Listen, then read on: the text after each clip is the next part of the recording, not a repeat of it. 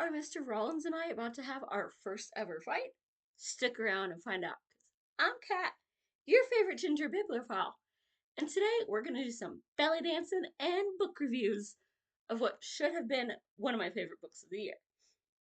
And I asked, a handful of y'all answered, so today we're going to learn the shoulder shimmies, which means I don't even have to get out of my nice comfy chair and try to find some like new angles moving all around, because it's all in the shoulders, or let's call it what it really is, because we all know what it looks like.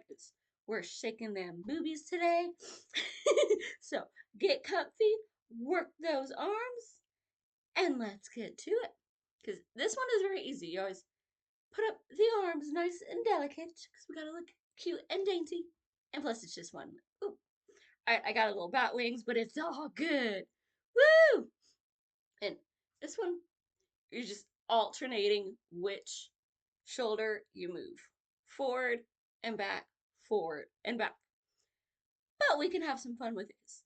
You can speed it up, move it back.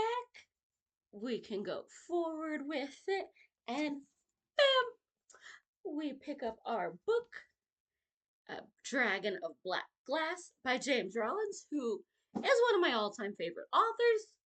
He's usually a thriller author, and yes, I'm blinding y'all. Sorry about that. That's how you know this isn't a dye job. I'm nice and pasty.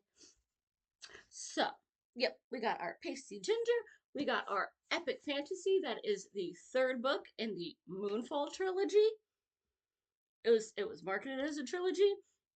And if y'all don't know, this basically the whole story of this is we have this awesome character Nyx, who is blind because she was born in a swamp and adopted by a Meyer bat, who was like, I just had a baby. I'll take in another one. Except for her milk is poisonous to humans. But since she was like newborn, her system wasn't really with it. It didn't kill her, it just made her blind. And so she's gone to this school full of, snotty little brats of my daddy's the governor or whatever, so it doesn't matter what I do. They tried to attack her. It does not go well because she makes fools out of them. And her best friend is a bat who starts off as this cute little, like, flying hey, little man, basically. Because as you can see, like, we've got three little circles here because we've got permanent desert, permanent ice, and the crown, which is where you can actually live. Because the whole premise of this is the world has stopped turning so long ago that they think it's just a myth. Like, it still spins, but it doesn't, spin as it's spinning. So one side is always faced away from the sun and is always in ice. One side is always pointed at the sun and it's basically Sahara Desert. And then you've got that little bit in the middle that's in that sweet zone. And they have found that, hey, since the world isn't spinning, the gravity's all screwed up, and now the moon is about to do to us what, an asteroid did to the dinosaurs. And Nyx, being blind, her other senses are enhanced. So they have this like little, here's a thing of our solar system. And yeah, it used to like rotate and stuff, and the kids are laughing. Yeah, right, you're stupid. That doesn't happen. That was, that's a myth from dinosaur ages. Except for she knows. She can feel those slight vibrations of, something's up. And what does this poor little blind girl know? She's making the rich people look stupid. And ends up on a quest to stop the moon from, crashing into the earth and, making us all extinct. Though, depending on humanity, that might not be a bad thing, but that's a whole other thing. Because it would lose some of the doggies, or in this case, we have cute little, like, bats and things. And he does put pictures in here of some of the creatures that he's created, but I'm a little mad at him because he's been channeling Stephen King in this series. It's an epic fantasy, so it's not the cute little doggies and kitties, but there's other adorable creatures, and he likes to threaten them, and I'm not okay with that. Stop pulling on my heartstrings. You're used to be a vet. You're supposed to be safe. So, we've got that where, everything is supposed to be, you know, we're gonna save the world by the end of this book. Because it's a trilogy and this is the third one.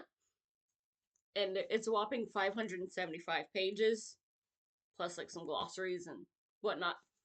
If you buy it, it says it's 608. No, it's not. It's 575. But it still took me a while to read.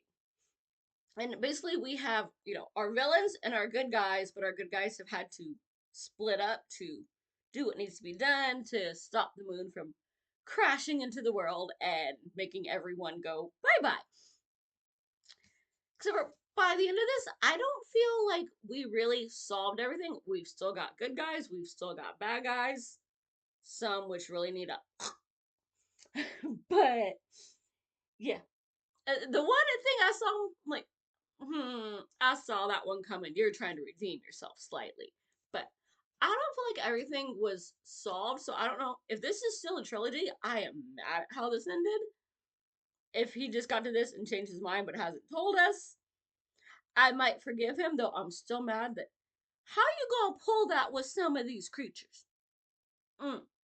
I thought you learned your lesson after all the hate mail you admittedly got for Kingdom of Bones when you pulled that crap. Like, you were supposed to be safe. You're the vet that loves his doggies. You know what you're doing to us. You're gonna be on thin ice, mister. Not that he will ever see this video, probably. Because, dude, it's James Rollins, like, he watches my Dinky channel. But still. Mm. So, I'm kind of torn. I'm waiting to hear news of are we for sure this is the last book in this series? In which case, we got some fights. If not, like, I don't feel like it needs to be crazy longer, but we need to wrap up and solve some things. Because we got some various royalty that I'm mad at, and they're still alive, and they're still evil. And then other ones that aren't. Like, some stuff was resolved, some stuff wasn't. Some just was like, well, we fixed this, but then we found this problem. So, yeah. We need a proper wrap up that he can probably do in like 200-300 pages instead of like almost 600 pages. And you better not pull any more Stephen Kingy stuff. Quit trying to make me cry. I'm reading, so I don't have a heart attack from all the anger and whatnot. It's not making me not angry when you threaten the animals. I want to snuggle them.